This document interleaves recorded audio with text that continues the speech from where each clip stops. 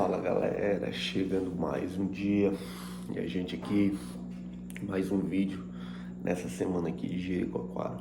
A gente vai continuar a nossa missão das parábolas e a gente vai enfrentar uma nova parábola hoje, dessa missão aí de explicar uma nova parábola. E aí, como vocês estão? Estão bem?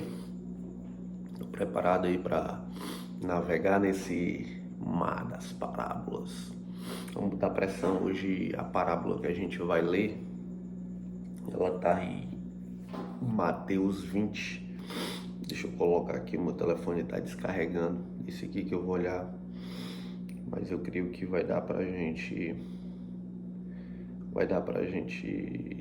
ler essa parábola. Mateus 20, a parábola dos pagamentos. A parábola dos pagamentos. Essa semana hoje é domingo, dia 3 de novembro. Ontem foi dia dos finados. E aí as pessoas estavam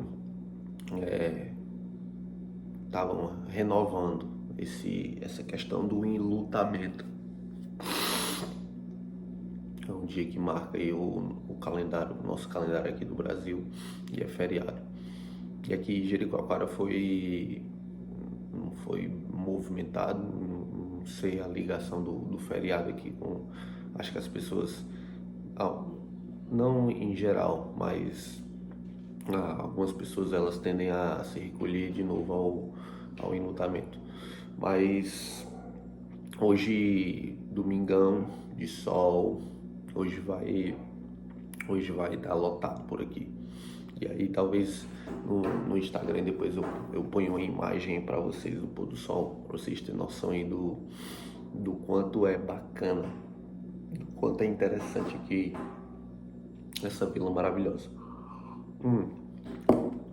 Vamos iniciar agora a nossa parábola dos pagamentos. E ele diz assim, a Bíblia que eu estou usando aqui é a Bíblia King James, a linguagem King James, e ela fala aqui, portanto, o reino dos céus é semelhante a um proprietário que saiu ao raiar do dia para contratar trabalhadores para a sua vinha. Aqui, pessoal, ele tá comparando o RH da empresa com... Ele está comparando o RH da empresa com o reino. Ele diz que o reino dos céus é semelhante a um proprietário que saiu ao raiar do dia para contratar trabalhadores para a sua vinha. Aí você pergunta, por que é semelhante e por que o reino dos céus é dessa maneira? O que seria o reino dos céus? E depois de combinar com cada trabalhador o pagamento, isso está dizendo no versículo 2, o pagamento de um denário, que era a moeda da época, pelo dia, os enviou ao campo das videiras. Por volta das 9 horas da manhã, ao sair, viu na praça do mercado outros que estavam parados sem ocupação. Ou seja, ele pegou alguns, enviou para lá. E aí ele retornou e de fato lá tinha muito trabalho e precisava de mais pessoas para poder dar conta do serviço. Então, o que ele fez? Ele saiu e nesse rolê que ele deu, ele conseguiu mais pessoas. Por volta das 9 horas da manhã, ao sair, viu na praça do mercado outros que estavam parados, sem ocupação. Então lhes disse, ide-vos também trabalhar na vinha, e eu vos pagarei o que for justo. E eles foram. Tendo saído outras vezes, próximo do meio-dia e das 3 horas da tarde, agiu da mesma maneira. Ou seja, ele foi no início do dia, colocou gente lá, saiu às 9. Olha os horários que eles estão apontando, né? No início, às 9, aí depois ele falou das 12 horas e depois ele colocou às 15 horas. Tendo saído próximo ao meio-dia e das 3 horas, agiu da mesma maneira. Ou seja, o relógio está rodando e as pessoas estão sendo contratadas. O relógio está rodando e pessoas estão sendo recrutadas para poder trabalhar. O tempo está passando e mais pessoas estão aparecendo, porque existe muito trabalho. Existe muito trabalho. E pessoas estão entrando nessa vinha para poder recrutar, para poder, na verdade, ele está recrutando para poder trabalhar. Só que esse trabalho também é um recrutamento, se é que você entende. E aqui ele diz assim, ó: ao sair novamente, agora em torno das 5 horas da tarde, encontrou outros que estavam sem trabalho e indagou deles: por qual motivo estivestes aqui desocupado o dia todo? E lhe informaram: porque não houve alguém que nos contratasse. Então lhes falou: ide igualmente vós para o campo das videiras. Aqui, pessoal, ele fala de um primeiro recrutamento. Ele saiu e estava recrutando as pessoas. E aí depois essas pessoas elas vão fazer esse trabalho de colheita, porque em outras passagens ele fala sobre o campo está cheio, o campo está todo branco, precisando de pessoas para poder colher. Está precisando de pessoas para poder colher. E perto da última hora, ele encontra pessoas desocupadas e as pessoas dizem: por que que tu não foi? Porque ninguém me chamou. Então vá. E aí vai. E o grande lance dessa parábola toda significa uma coisa. O grande lance dessa parábola toda significa uma coisa. E essa coisa, ela está descrita no final da parábola. E aqui eu dou uma pausa sobre a parábola e falo sobre o acontecimento de ontem. É interessante, são duas coisas que a gente precisa pontuar no acontecimento de ontem. A gente deu a pausa aqui na parábola. O primeiro, porque mostra o quão as pessoas estão preocupadas com aquilo que acontece com o outro. Às vezes a gente larga mão daquilo que de fato precisa ser posto, precisa ter atenção por nós mesmos, para dar atenção e tirar nossa energia e aplicar em outra coisa, em outra pessoa. E é interessante que esse acontecimento vai ao encontro dessa parábola. E aí você fica se perguntando, né? Qual é o motivo para eu ler a Bíblia? Qual o motivo para eu gastar tempo escutando isso aqui? Porque aqui é o manual. Aqui é o como fazer. Se você tem ideia do como fazer, você faz. Se você tem um conhecimento do como fazer, você faz. É simples. Só que se você não sabe o como fazer, aí você trava. As pessoas têm a ideia de que aprendem fazer fazendo. E de fato, isso é uma verdade. Você aprende a fazer fazendo, mas no manual existem maneiras de se fazer. E talvez a maneira que você faz não seja a melhor maneira de se fazer. E aí, onde mora um detalhe perigoso, é que se você aprende a fazer de alguma maneira, a sua cabeça, o seu cérebro entra num estágio de acomodação e você quer repetir aquela mesma forma de se fazer. Eu vou te dar um exemplo. Quando eu estava no jiu-jitsu e existia uma guarda, eu tenho que explicar para vocês de uma forma mais... Existia uma determinada posição, existia uma determinada técnica de luta que eu desenvolvia melhor. Então eu repetia aquela técnica de luta, porque eu me sentia mais, eu me sentia mais potente, eu me sentia mais forte. De fato, ficava mais difícil para o meu oponente me vencer eu fazendo daquela maneira. Só que o que acontece?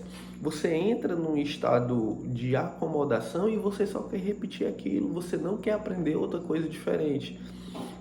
Ponto. Da mesma forma, é a vida aprendendo a fazer fazendo.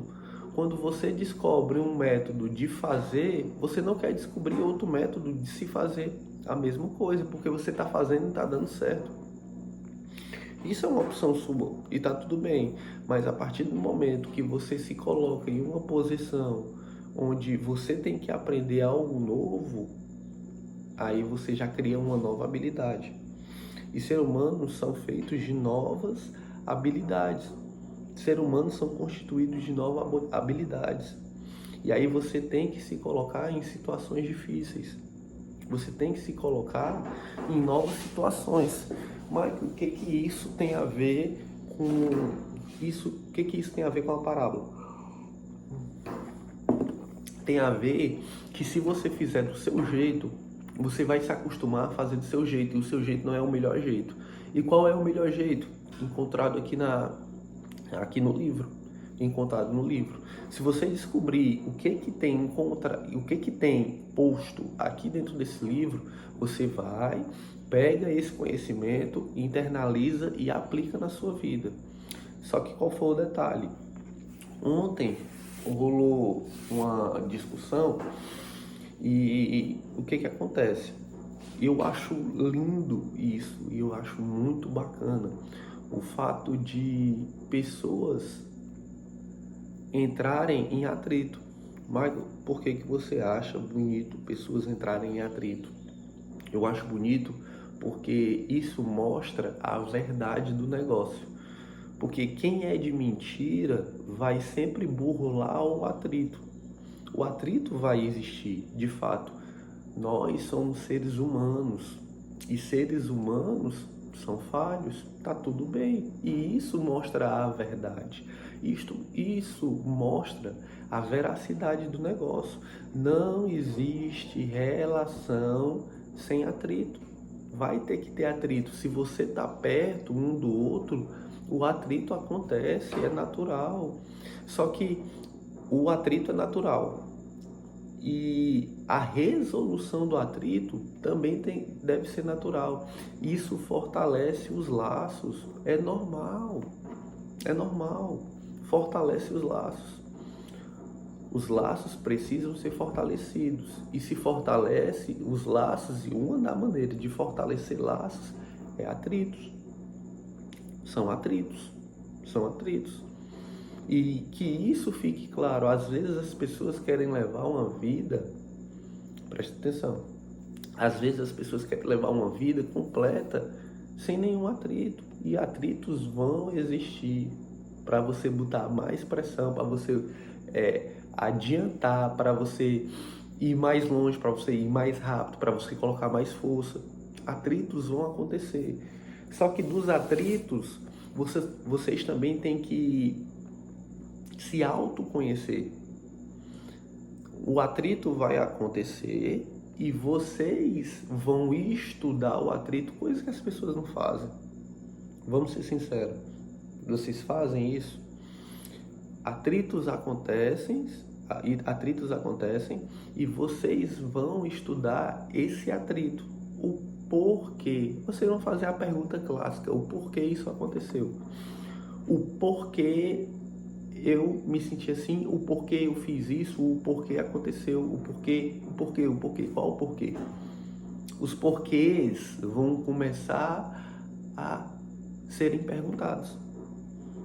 E aí, do porquê, você encontra a resposta do que aconteceu. Michael, eu não entendi ainda e eu preciso que você me explique. E eu vou explicar agora para vocês.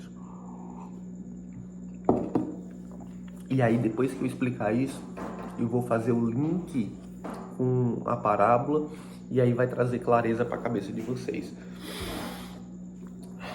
A situação é que as pessoas, elas vão te observar e vão fazer um julgamento daquilo que você fez, ou daquilo que você é, ou de como você age. E a grande questão está no seguinte: o julgamento é seu. O julgamento é a maneira como você vê e observa o mundo. E tá tudo bem. Pode existir uma situação, isso aqui vai abrir a mente de vocês e vai trazer clareza, e vocês de fato vão entender o que vai acontecer, e daqui para frente vocês vão pensar e vão lembrar disso aqui que eu tô falando para vocês. Vai acontecer uma determinada situação, onde você vai observar e você vai julgar de uma maneira. Outra pessoa vai observar e vai julgar de outra maneira, outra pessoa vai observar, vai julgar de outra maneira, outra pessoa vai observar e vai julgar de outra maneira. Ou seja, aqui eu tenho várias pessoas observando uma única situação, e todas as pessoas vão ter uma ideia diferente daquilo. Todas as pessoas vão ter a ideia de que façam uma experiência sobre isso. Pegue um acontecimento e pergunte: o que você achou disso? Pessoas vão ter visões diferentes daquilo. Só que a visão que você dá para algo diz mais a respeito de você do que o algo. Michael, eu não entendi. A visão que você tem de alguma coisa diz respeito mais a você do que da coisa. A visão que você tem de uma pessoa diz mais a respeito de você do que da pessoa. Ficou claro agora? Ficou claro? Vou te dar um exemplo. Quando eu convivia com a minha mãe, na verdade eu convivo com ela, mas quando eu morava com a minha mãe, existia alguns comportamentos da minha mãe que era complicado para mim, era bastante complicado para mim. E depois eu vim entender que aquilo que eu tinha raiva da minha mãe, eu fazia aquilo também. Eu praticava aquilo também, ou seja, eu tinha raiva de mim nela. Eu tinha raiva do meu reflexo na minha mãe. Entende? Então eu observava e eu dizia: eu tenho raiva disso, você mostra isso. Mas isso que a pessoa estava mostrando diz respeito a mim. É a minha maneira, é como eu agia. É como eu agia. Da mesma forma que eu pego algo ruim e digo da pessoa, a mesma forma é o elogio. Só que o elogio, ele trata de uma forma diferente. O que você acha fantástico numa pessoa, o que você gosta a qualidade de uma pessoa diz respeito àquilo que te falta. Preste atenção.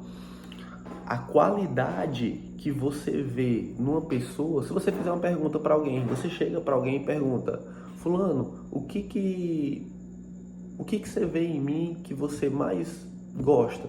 Aí a pessoa vai dizer: ó, eu gosto disso em você. E essa resposta fala muito mais da pessoa do que de você. Porque a pessoa está observando aquilo que você tem e ela não tem. É sobre isso. Então, toda visão que você tem, boa ou ruim, de alguém, isso diz mais a respeito de você do que do alguém. Se você tem uma visão boa de alguém, aquilo te falta. E se você tem uma visão ruim de alguém, aquilo pertence a você. Aquilo está dentro de você. Ou seja, o seu julgamento, a sua crítica ou o seu elogio não valem de nada. Não valem de nada. Se você se preocupar com críticas, ou se você pegar a corda com elogios, você vai se colocar em um buraco. Porque isso diz mais respeito da pessoa do que de você. É como as pessoas te veem, ou como as pessoas te julgam. Isso não diz respeito a você. E é interessante que aqui você se coloca em uma posição. Quando você acha que uma pessoa é egoísta, quando você acha que uma pessoa é má, quando você acha que uma pessoa é ignorante, quando você acha que uma pessoa é prepotente, você se coloca sempre embaixo. É a maneira como você está olhando. Isso aqui é bem interessante, isso aqui pode ajudar bastante vocês. Quando você se coloca, quando você se posiciona embaixo e você olha para cima, você está se minimizando. Você está dizendo, você é egoísta, você é prepotente, você está falando olhando logo assim para cima. Você é egoísta, você é prepotente, você faz isso aqui, você faz isso aqui. Você está se colocando lá embaixo. Você se coloca nessa posição. Agora, de fato, quando você está no nível acima, você olha para baixo, assim, ó, você diz, poxa, tenho compaixão dessa pessoa. Eu tenho só misericórdia dessa pessoa. Eu espero que ela consiga resolver isso dentro dela. Simples. São duas visões e duas situações totalmente diferentes. Totalmente diferentes. Pessoal, quem cuida da própria vida não tem tempo para estar cuidando da vida dos outros, não. Não dá tempo, cara. Não dá. Vai por mim, não dá tempo. Não dá tempo. Foi que aconteceu isso? Beleza, tá bom. Espero que dê certo. Pronto. É simples resolver a coisa. E Maicon, o que isso tem a ver com a parábola? O que isso tem a ver com a parábola? E a gente vai entender aqui agora, ó. Vou te mostrar. Ao sair novamente agora, em torno das 5 horas da tarde, encontrou outros que estavam sem trabalho e indagou deles, por qual motivo estivesses aqui desocupados o dia todo? E lhe informaram, porque não houve alguém que nos contratasse. Então lhes falou, ide igualmente vós para o campo das videiras. Ao pôr do sol, o senhor da vinha ordenou ao seu administrador, chama os trabalhadores e paga-lhes o salário, começando pelos últimos contratados e terminando nos primeiros. Ou seja, quem vai receber o valor é o último. Quem vai ser o primeiro a receber foi o último a chegar. E o primeiro que começou a trabalhar vai ser o último a receber. Aí você pensa, a sua cabeça, olha a sua cabeça. Você diz assim, ó, não é justo. Não é justo. Eu fui um cara que cheguei aqui primeiro, eu fui um cara que estou trabalhando desde o início, eu peguei sol o dia todo, eu trabalhei o dia todo, eu fui. E aí eu vou receber por último. Eu pago tudo em dia, eu trabalho todo dia, eu trabalho de segunda a domingo, eu sou isso aqui, eu sou isso aqui, e por que que nada acontece comigo? Sabe por quê? Porque a sua justiça é diferente da justiça de Deus. Às vezes a gente quer aplicar a nossa justiça, às vezes não, quase sempre. Pode ter certeza, quase sempre você quer aplicar a sua justiça. Quase sempre você quer aplicar a sua justiça. Isso é uma mentira? Ou isso de fato é uma verdade? Quando você se coloca em uma maneira injustiçada, você quer resolver o problema, a sua justiça, a maneira como você quer. E outra coisa, a sua justiça é um trapo de imundície. A sua justiça não vale de nada. A sua justiça não vale de nada. A maneira como você quer resolver não vale de nada. Mas não é justo. E tá tudo bem. E tá tudo bem. Quantas vezes eu passei por uma situação de injustiça e eu quis resolver da minha maneira, da minha justiça. Só que hoje eu enxergo de uma maneira totalmente diferente. Não vale a minha justiça.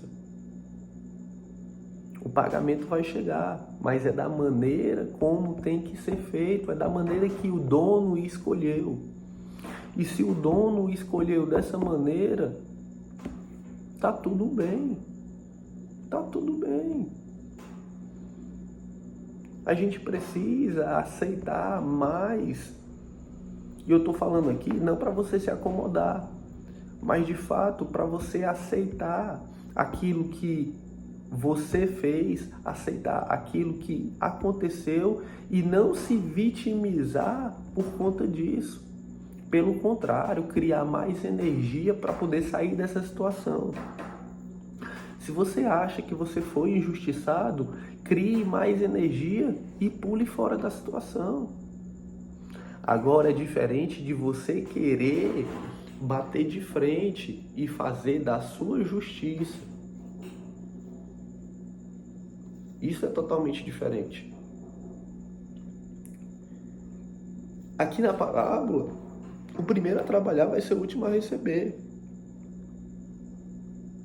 E ele vai se sentir injustiçado. Aqui diz, ó.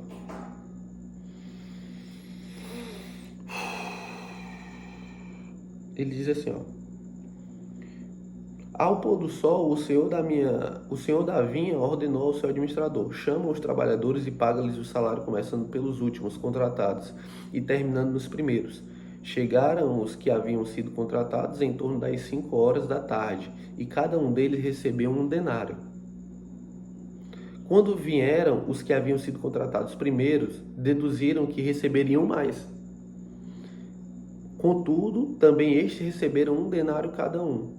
No entanto, assim que o receberam, começaram a se queixar do proprietário da vinha, dizendo-lhes: estes últimos homens trabalharam apenas 1 hora. Apesar disso, o Senhor os igualou a nós, que suportamos o peso do trabalho e o calor do dia.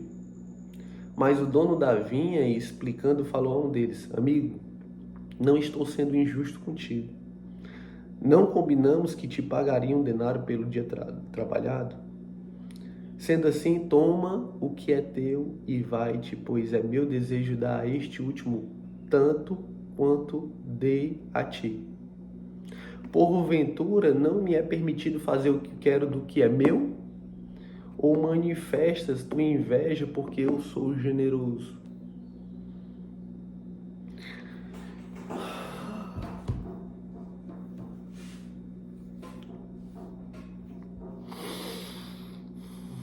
É sobre justiça, é sobre você, é sobre o outro, é sobre generosidade, é sobre paciência, é sobre o quê? O que fala? É sobre o quê? É sobre a sua justiça? O que você acha? Você acha que foi justo? Você acha que o que aconteceu aqui foi justo? Um passar o dia todo trabalhando e o outro trabalhar só 1 hora e ganhar o mesmo valor? Isso é justo? Qual foi o combinado? Como você vê a situação? Entenda, como você vê diz mais sobre você do que sobre o outro. Como você vê, como você observa, o que você sente diz mais sobre você do que o outro. E é interessante, e aqui a gente vai fechar o vídeo, e eu não quero que esse vídeo ele fique em meros pensamentos. Você precisa agir em relação ao que você pensa. Você precisa colocar em prática. E agora tem uma tarefa para você. Você vai analisar as situações que vão lhe acontecer e daí você vai agir. Porque uma coisa é você pensar, daí você já tem ciência Daí você já tem consciência, daí você já entende o que de fato lhe aconteceu. Mas outra coisa é trabalhar, é agir em cima disso que lhe acontece. Se eu tenho um pensamento de inveja, aí você vai começar a se perguntar por que isso, por que isso, por que aquilo. Se eu tenho um pensamento de minimizar, aí eu vou começar a me perguntar por que isso, por que isso, por que aquilo, e vou tratar isso. Você precisa tratar isso em você. Você precisa tratar isso em você. O problema é que as pessoas querem tratar isso no outro. Resolva o seu problema. Deixe o problema do outro com o outro. Resolva você, resolva o seu problema. Pare de querer aplicar a sua justiça. Pare de querer aplicar a sua justiça. Se todo mundo resolver o próprio problema, acabou. O mundo vai ser bem melhor. Pare de querer resolver o problema do outro. Resolva o seu problema. Faça as perguntas para você e resolva você o seu problema. Todo mundo fazendo isso, se todo mundo tiver acesso a essa oportunidade, a gente vai fazer um melhoramento. A gente vai conseguir evoluir como pessoa. O dono da vinha combinou 1 denário para todo mundo. O cara que trabalhou primeiro e o cara que trabalhou por último vai ganhar a mesma coisa, e foi o combinado. E se você vê isso como injustiça, o problema está em você. Resolva o seu problema. Resolva o seu problema. E aqui ele desfecha a parábola dizendo assim, ó: portanto, os últimos serão os primeiros e os primeiros serão os últimos, pois muitos serão chamados e poucos escolhidos. A parábola aqui, ele está falando sobre as pessoas que vão ser chamadas e as pessoas que de fato vão enfrentar o trabalho. Isso aqui ele fala sobre a inveja das pessoas que foram trabalhar primeiro e elas se acham no direito de receber mais daquele que chegou por último. Elas se acham enciumadas. Na verdade, o nome disso aqui é ciúme. Ela tem ciúme de dizer, porque eu trabalhei 30 anos nisso aqui e eu preciso ter mais direito. É um ciúme. Pode ser também um egoísmo. Não sei, depende. Como é que você vê isso? Cada um vê de uma maneira diferente. Cada um vê de uma maneira diferente. E cuidado, a maneira que você vê diz respeito sobre você, não é sobre o outro. A maneira como você vê, você diz respeito a você. Corrija isso em você. Beleza? Eu acho que a mensagem foi passada. A gente vai fazer uma oração aqui para poder finalizar esse vídeo. É bem importante a gente poder falar disso aqui. Foi bem importante. E é bem válido para as pessoas. E mais importante ainda é você aplicar. A ação, a agir é mais importante do que só absorver. Se você agir de fato, você vai mudar algo, você muda uma história. A Bíblia diz, a fé sem obra não vale. A Bíblia mesmo fala também, vigiai e orai. Primeiro a ação. Primeira ação. Identificou, age. Identificou, age. Identificou, corrige. Errou, conserta. É assim que funciona. Fecha os olhos para a gente fazer a oração. Respira. Solta o ar. Mais uma vez, respira. Solta o ar. E a gente começa assim, como um salmo. Pai, eu te rendo graças pela tua bondade, pela tua misericórdia, que são infinitas e se renovam todos os dias. Eu te agradeço por a oportunidade de mais um dia estar presente, mais um dia poder falar daquilo que de fato tu vem nos ensinando, Senhor. Existe uma compilação de ideias, existe uma compilação, existe um manual onde a gente consegue absorver e aplicar e agir tudo isso que a gente aprendeu, aplicar na nossa vida. Obrigado, Pai, por todos os dias aumentar uma expansão de consciências. E obrigado por nos fazer entender que a gente precisa julgar menos, que a gente precisa aceitar a tua justiça. Obrigado por nos fazer entender que a nossa justiça não vale de nada e que a gente crie energia suficiente para poder sair e não contra-atacar toda a injustiça. a gente crie energia suficiente para a gente sair da injustiça e não ter energia para ir ao encontro, para ir de encontro àquilo que nos injustiça. Obrigado, Senhor, por poder reconhecer e ter humildade suficiente e poder voltar atrás quando eu errar. Obrigado, Senhor, por tudo que realizaste na nossa vida, pela vida de todas as pessoas que aqui assistem. De fato, a verdadeira transformação começa em nós mesmos. Obrigado por reconhecer todo erro e agir em toda falha e que a gente possa consertar a nossa rota à medida que a gente for verificando as nossas falhas. Obrigado, Senhor, por estar presente na nossa vida. Obrigado por, em todas as nossas atitudes, a gente manifestar a Tua criação. Obrigado, Senhor, em nome de Jesus. Amém. Beleza, galera? Show de bola. Você já faz o que tem que ser feito. Dá uma curtidazinha nesse vídeo aí e envia para quem precisa escutar. E bola pra frente. Vamos botar pressão. Valeu!